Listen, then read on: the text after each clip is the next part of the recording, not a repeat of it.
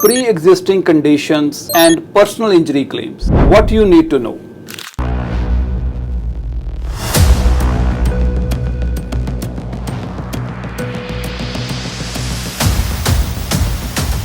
If you were already injured before your accident, can you still get compensation? Absolutely.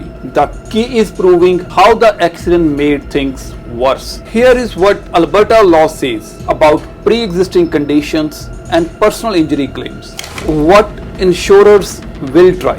Insurers love using old injuries against you. They will say you already had back pain or this wasn't caused by the accident, but legally you are still entitled to compensation if the accident worsened a prior condition, you now experience pain more frequently or intensely, your ability to work or function has changed. How to prove your case? We work with doctors to document before and after. That includes medical histories, expert opinions, functional assessments. Even if your injury existed, the law protects your rights to recover damages for the worsening. Common mistakes to avoid.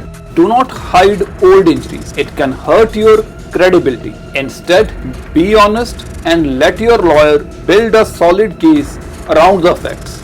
Will my claim be smaller because I had a pre-existing condition? Not always. You are compensated based on the aggravation, not just the original injury.